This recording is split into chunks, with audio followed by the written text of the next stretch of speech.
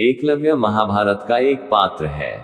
वह हिरण्यधनु नामक निषाद का पुत्र था। एकलव्य को अप्रतिम लगन के साथ स्वयं सीखी गई धनुर्विद्या और गुरु भक्ति के लिए जाना जाता है। पिता की मृत्यु के बाद वह श्रृंगबेर राज्य का शासक बना।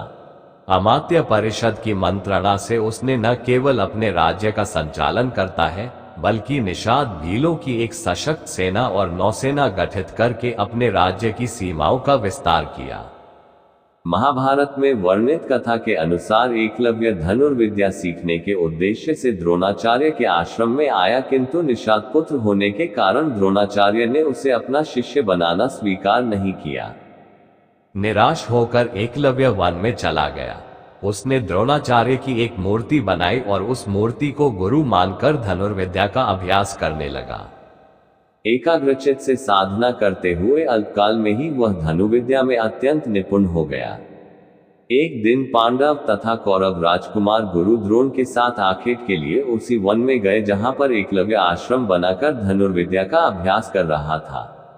राजकुमारों का कुत्ता भटक कर एकलव्य के आश्रम में जा पहुंचा। एकलव्य को देखकर वह भौंकने लगा। कुत्ते के भौंकने से एकलव्य की साधना में बाधा पड़ रही थी, अतः उसने अपने बाणों से कुत्ते का मुंह बंद कर दिया। एकलव्य ने इस कौशल से बाण चलाए थे कि कुत्ते को किसी प्रकार की चोट नहीं लगी।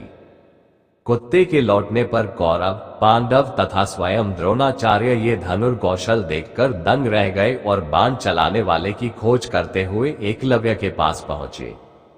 उन्हें यह जानकर और भी आश्चर्य हुआ कि द्रोणाचार्य को मानस गुरु मानकर एकलव्य ने स्वयं ही अभ्यास से यह विद्या प्राप्त की है। कथा के अनुसार एकलव्य ने गुरु दक्षिणा के रूप में अपना अंगूठा काटकर द्रोणाचार्य को दे दिया था। इसका एक सांकेतिक अर्थ ये भी हो सकता है कि एकलव्य को अति मेधावी जानकर द्रोणाचार्य ने उसे बिना अंगूठे के धनुष चलाने की विशेष विद्या का दान दिया हो। कहते हैं कि अंगूठा कट जाने के बाद एकलव्य ने तर्जनी और मध्यमा अंगुली का प्रयोग कर तीर चलाने लगा। यहीं से तीरंदाजी करने के आधुनिक तरीके का जन्म हुआ। निस्संदेह ये बेहतर तरीका है और आजकल तीरंदाजी इसी तरह से होती है। वर्तमान काल में कोई भी व्यक्ति उस तरह से तीरंदाजी नहीं करता जैसा कि अर्जुन करता था।